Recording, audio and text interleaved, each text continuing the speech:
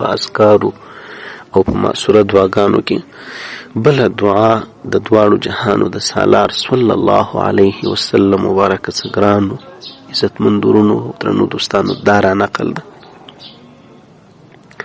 آیا کله له خوبه په داسې حال کې را پاڅېدلي یاست چې زړه مو خفه وي، په دباو کې وي، په سخته ویره کې ویرېدلي یاست چې دا مې څنګه خوب ولیدی؟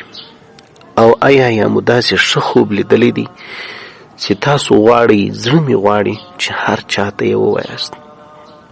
رسول الله صلی الله علیه وسلم مبارک و موږ تاسو ته ای د الله د نازولي امته او ای د الله نیکانو بندگانو د ښه او بد خوب دواړو مکمل شرعي طریقه ښوولې ده، سنت طریقه او آداب یې راته ښوولي دي. زموږ ستاسو د ژوند او زندګۍ چې حفاظت کې پکښې کې دي، خیر کې پکښې کې دي، هغه لار او هدایت یې راته ښوولی دي او راته کړی دی. نن په همدې بیان کې، په همدې میسج کې هغه مبارکه دعا او دغه مسنونه طریقه زده کوو او په عملي کولو سره به موږ تاسو له بده خوبه څه او د هغه د زیان او د ضرر او د نقصان څخه په امان سو. او همدغه رنګه موږ تاسو ته معلومه سي چې د ښه خوب باره کې څه کول پکار دي. زما ګرانو عزتمند ورونو، که چیرې تاسو په خوب کې کومه ښه خبره یا ښه خوب ولیدئ، نو دا د الله رب العزت له لوري او له طرفه یو زیری وي، یو آګاهي او خبرتیا وي د انسان لپاره، یو خوشحالي وي.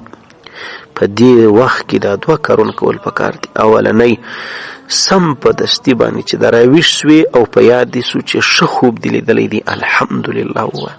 لکه په خوب کې دې لمونځ کوئ، تلاوت د قرآن، ښایستې شنې اوبه دې لیدلې او داسې ښایسته خوب دې لیدی، دا الحمدلله د الله شکر ادا کړئ. دا د الله د شکر د ادا کولو په نیت ووایه. دا یو زیری دی، په ژوند کې به خدای پاک درته پرمختګ درکړي، ښه رزق به درکړي، ښه اولاد به درکړي، د مېرمنو به دې کور والا به اطاعت ګزاره کړي درته، الله به درته پراخي په عزت، په مال، په یو څه کې درکوي، په علم کې. دوهم دا خوب هر چاته مه وایاست، یوازې همدغه ښه خوب هغه چاته بیان کړي چې له تاسو سره مینه لري، ستاسو مخلص ملګری او دوست وي، ستاسو خیرخواه قریب وي، تر څو د چا د حسد ښکار نسي. یوسف علیه السلام خوب چې پلار ورته ویل بچی خپلو ورونو ته مه وایه، بس څه درس کې پکښې کې دي، څه درس پکې پروت دی، لا خوب نه و رښتیا سوی چې د حسد ښکار سو. د نعمت د راتللو سره انسان د حسد کوونکو قریبانو او د عاجزانو او د کلیوالو او د همسایګانو ښکار کیدی سي. هر نعمت والا د حسد بیا ښکار سي، هغه سره حسدګرم بیا پیدا کیږي. حسد دې ته وایي چې خلک به په دې کوشش کې راځي او په دې به خوشحالي چې دغه نعمت کاش کې د ده څه اخیستل سوی وي، د دې نعمت لایق دې نه بولي. نو په دې کې د انسان خیر دی چې هر چاته مه وایه، په دې کې لږ خیال کوه.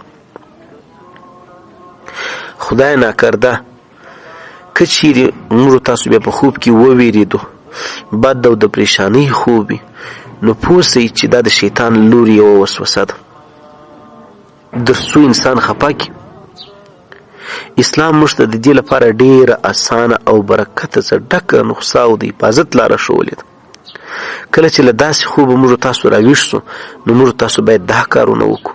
اول چپا او کیڼ اړخ او لوري ته باید 3 ځله داسې توکل وکړو چې لاړې نه یې کې پکښې کې تو تو تو تو داسې. دا هم نبي علیه الصلاة والسلام بارک موږ تاسو ته راښوولې ده. دوم خپل اړخ باید بدل کو، که په ښي اړخ موږ ویده یو باید چپا اړخ ته واوړو، او که پر چپه اړخ موږ تاسو وو نو باید پر ښي اړخ باندې د دې نه وروسته که بیده کېږو بیده بسو باید. او دریم که ویره ډېره وه نو موږ تاسو باید پاڅېږو، ولاړ سو او دس وکړئ او د شکرانې لپاره لمونځ پیل کړئ او د الله رب العزت 2 رکعته لمونځ وکړئ، د الله پاک نه حفاظت وغواړئ. در دې ټولو مهمه د نون دعا ده چې 3 ځله ویل کېږي. نبي علیه الصلاة والسلام بارک ته دعا ښوولې ده: اعوذ بالله من الشیطان الرجیم ومن شر هذه الرؤیا اعوذ بالله من الشیطان الرجیم ومن شر هذه الرؤیا. دریم ځلې هم درته وایم اعوذ بالله من الشیطان الرجیم ومن شر هذه الرؤیا، یعنی زه په الله رب العزت باندې پناه غواړم له رټل سوي شیطانه څخه او د دې خوب له شره څخه.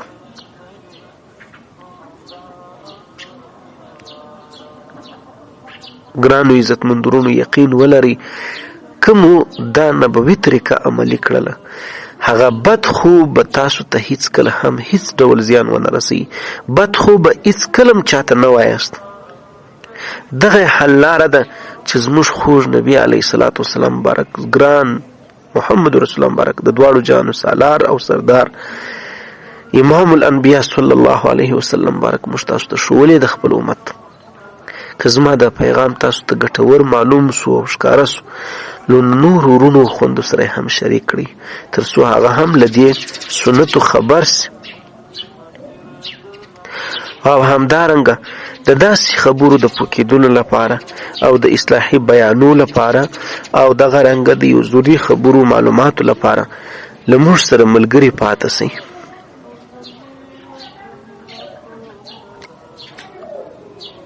السلام علیکم ورحمت الله وبرکاته. تر بل پیغام پر الله رب العزت سپارم. فی امان الله تعالی، د الله په امان.